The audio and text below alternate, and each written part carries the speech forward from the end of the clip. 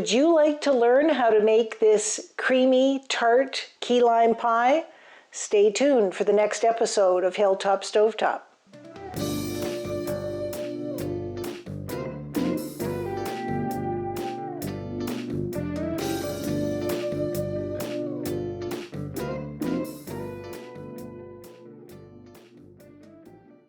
Hello and welcome back to Hilltop Stovetop, the show where we're teaching you how to make great meals in an ordinary kitchen.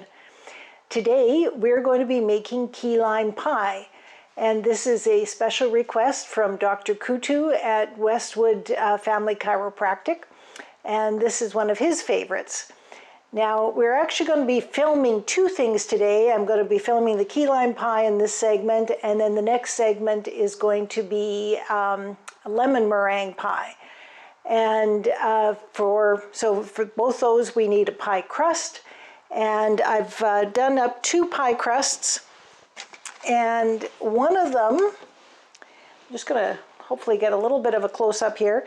This one here has only been baked for 5 minutes. This one has been baked for 10 minutes. This is the one I'm going to use for the lemon meringue, which is, with the lemon meringue, you cook the filling separately on in a pot.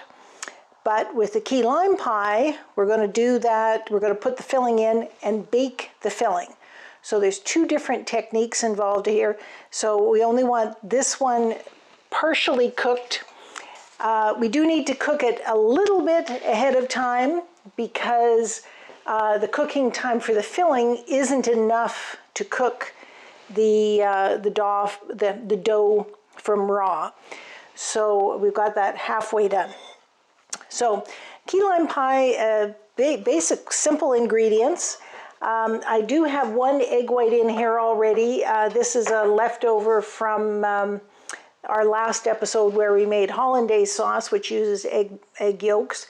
And having an extra egg white in your meringue doesn't hurt. There's enough in these eggs to make a nice meringue, but an extra one will make it even better. So we're going to start off by separating our eggs. And there's all kinds of kitchen gadgets you can buy. And I'm doing this backwards. We want the egg whites in this bowl. There's a way you can do it using a plastic bottle and just sucking the egg yolk out. Some chefs will do it where they just crack the egg into the palm of their hand and run it through their fingers. But this is how I learned how to do it, where you're just tossing the yolk from one half of the shell to the next. And it's always worked for me, so I'm going to stick with that.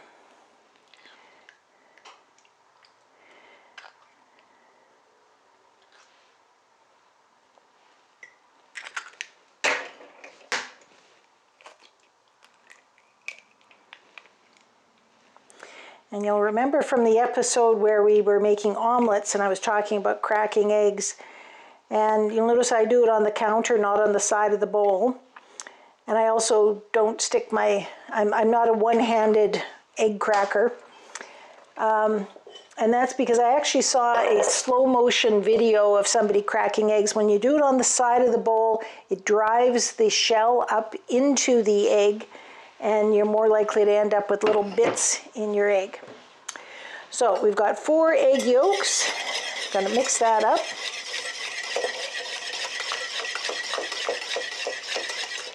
And then we're adding in 1 3/4 cups of sweetened condensed milk. It's very important you go with the sweetened stuff. You'll see how thick this is. And when you look on the can, and this is about 1.5 cans of sweetened condensed milk. And basically what it is, it's milk that has been concentrated, and then they add a lot of sugar to it. So it is very sweet. So we don't have to add any other sugar into our batter because there's enough in this canned milk to take care of things for us.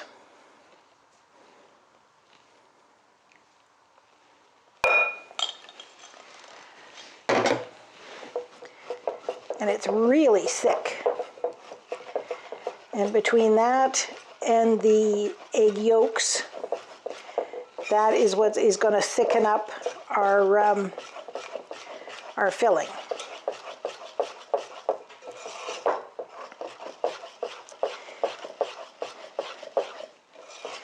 And the last thing we're doing is we're adding 1/4 cup of lime juice. Now, it's called key lime pie.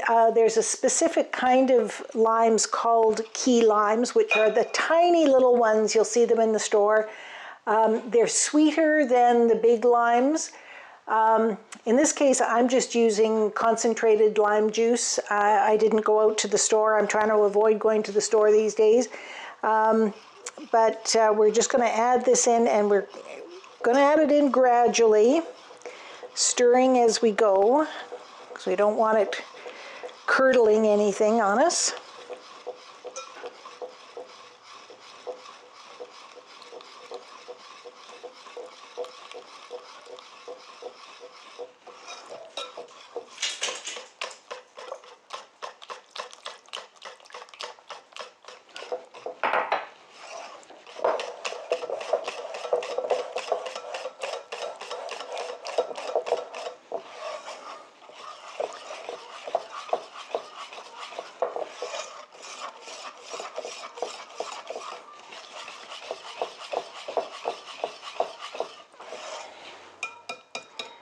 There we go. So we've got a nice custardy texture there.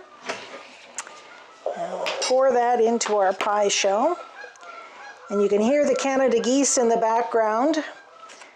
I have the window open here, and there's a nice field beside me here, just filled with all kinds of wildlife. A little different than Eganville, where I had the forest behind me. Here I've got prairie.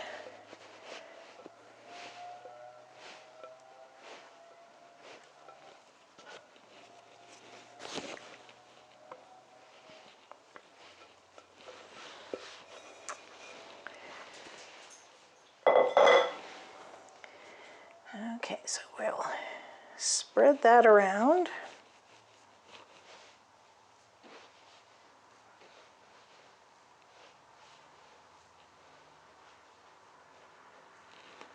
And I'm just going to give it a little tap, make sure there isn't any air bubbles in the middle. And now I've got my oven preheated to 350 degrees. I'm going to pop this in the oven, and this is between 10 and 15 minutes, just waiting for this to set, which is when the egg yolks are cooked. And while we're doing that, we'll get the meringue ready. Okay, so for our meringue, I've got my trusty old egg beater, which is about, I think about 45 years old, but still going strong. I have the egg whites. I've got 1/4 cup of white sugar, and I've got some cream of tartar. So what I'm going to do is I'm going to get these egg whites just slightly, sort of partially beaten, and then at the very end I add the cream of tartar, which it helps it hold its shape, and also the sugar, but I don't do it at the beginning because any impurities in this makes it harder to beat. So you'll notice when I'm doing this, I've got my beaters at an angle, and that's because the object of this is to get air inside the egg whites to make them fluffy.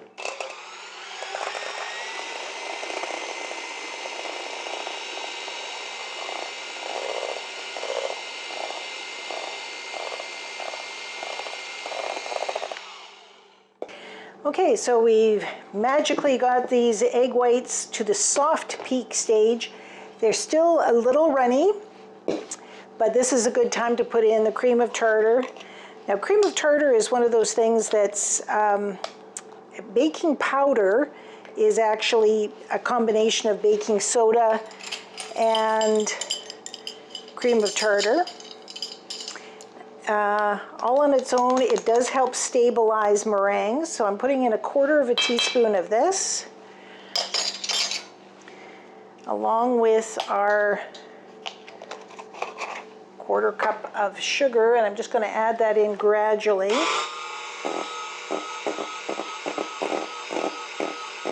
Okay, so So I think we're ready with that stiff peak stage. Now how you tell that you're ready here is you should be able to turn the bowl upside down without it coming out. Oh, we're good. Okay, so now we just have to wait another 6 minutes or so for the filling to be ready, and then we'll be able to put this on the top. So we'll be right back. Okay, so our pie's been in the oven for about 13 minutes. It said 10 to 15 minutes until it has set. So how we're going to tell that is I'm going to open up the oven. I'm going to give it a little jiggle. If it looks good, that's great. And then what I'm going to do just to confirm that is I've got just a regular table knife, and I'm just going to stick it in the middle and just see that that is coming up fairly firm in the middle there. It's not going to hurt that I leave a mark in it because we're going to put the meringue on top. So that looks good with a little jiggle. If I go like that. You know, I'm going to leave that for another couple of minutes because it's come out, like there's quite a bit of filling on the end of the knife. Matter of fact, it's not even all the way hot all the way through. So I'm going to put this in for another couple of minutes and then we'll be right back again. Okay, so we've done this for another 3 minutes. So I think we should be fairly good here.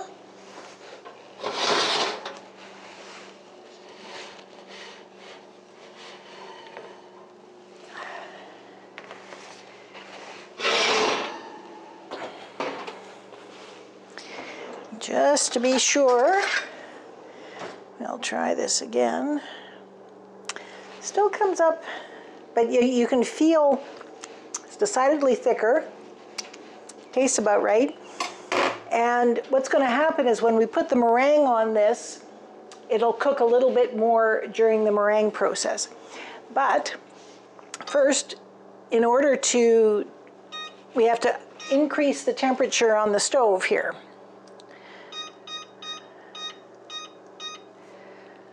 Or sorry, in the oven. So we want it to be 425 degrees to give a nice brown on the meringue. And while we're waiting for that to warm up, get this ready.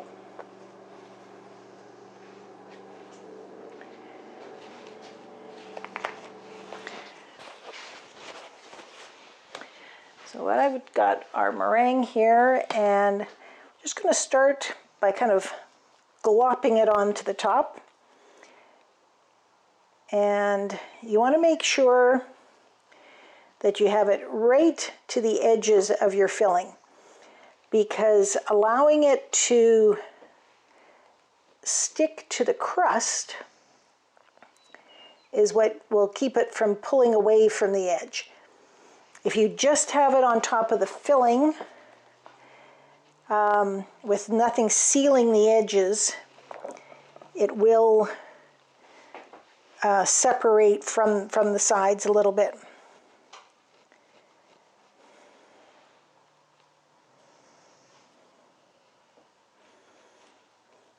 Interesting pies are something that I've done many of them and entered them in contests and won the contest, but this is my first efforts at key lime.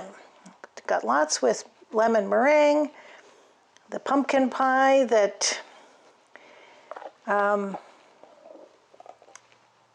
we've done in the previous video, and one that I think I'll do a video on sometime in the future, and that's a custard pie with a chocolate meringue. But now the next thing is we've got this all covered over, and we're just going to give it a few little dots, because that's what these peaks will give some prettiness to it. If I was really I'll say fanatical about this, I could have piped it on so there was a pattern to it like you would get in a store-bought pie. And I think just doing these, you just stick your spatula in and then quickly pull it out. And that's enough to give you these little peaks. Okay. So now we wait for the oven to get up to 425 degrees. We're going to put this in about 10 minutes, but we're going to watch it really, really carefully because of the amount of sugar in this. It's kind of like roasting a marshmallow on a campfire. Once it hits that perfect temperature, it turns brown very, very quickly, and we have to get it out of there before it burns. So it'll be a few minutes for that to get warmed up. We'll see you when we're ready to take things out of the oven. Alrighty, so our 10 minutes is up, and what did I say about having to watch it really closely? Because I'd set the timer for 10 minutes, and my nose told me it was ready before the timer did. So I popped it out of the oven before I turned the cameras back on. And there we have it. Our beautiful key lime pie with this golden meringue. If I'd left it 10 seconds longer, we would have been black. But right now, I think it's just about perfect. So now comes the hardest part of all when you're making a pie like that. And that is that we have to wait for it to cool before we can cut into it. Because if we cut into it now, it's just going to ooze all over the place. So what I'm going to do is I'm going to leave it sitting on the counter now. If we popped it, oh, see, there's our timer going now, saying that our 10 minutes is up, and we would have been long gone here. Anyway, if I'd popped it into the fridge right now, that's where we're likely to get some weeping on your meringues. That can also happen because of different humidity levels and that kind of stuff. But we're not going to force this. We're just going to set it on the counter, let it get to room temperature, and then we can put it into the refrigerator and let it chill a little bit more, and then we'll be ready to slice it. So after, you don't have to wait for all of this. We will see you in probably a couple of hours before this is really ready to slice. So we'll see you then. Well, we did it. We were patient enough that the pie has had a chance to cool off. So this is our key lime pie. And I think one thing about a meringue is it does get kind of sticky sometimes when you go to cut it.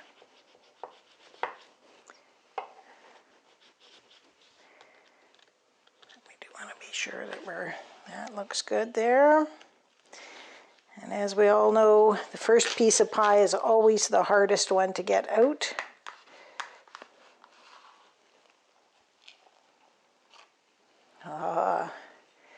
There she is, folks. Beautiful, creamy, tart key lime pie. Hope you enjoyed this episode of Hilltop Stovetop and that you'll join us again soon. And like and subscribe. Bye-bye for now.